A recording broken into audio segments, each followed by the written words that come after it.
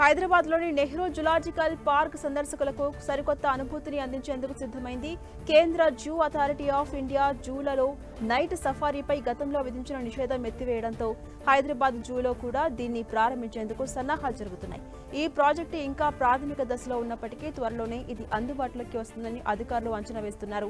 ఈ night safari వచ్చే ఏడాదిలోగా అందుబాటులోకి వస్తుందని భావిస్తున్నారు. ప్రతిరోజు రాత్రి 6 గంటల నుంచి రాత్రి 11 గంటల వరకు ఈ నైట్ సఫారీ కొనసాగబోతుంది. రాత్రిపూట చురుగ్గా ఉండే జంతువులను ఈ సఫారీలో చూడవచ్చు. ఇక హైదరాబాద్లోని నెహ్రూ జులాజికల్ పార్క్లో మొత్తం 2240 జంతువులు నివసిస్తున్నాయి. వీటిలో 55 జాతులకు చెందిన 664 క్షీరదాలు, 97 జాతుల నుంచి 1227 పక్షులు, 38 జాతుల నుంచి 341 సరీసృపాలు, 2 జాతులకు చెందిన 8 ఉభయచరాలు ఉన్నాయి. ఈ జూ సహజ వాతావరణం, నివాస, వలస పక్షులకు కూడా ఆకర్షిస్తోంది.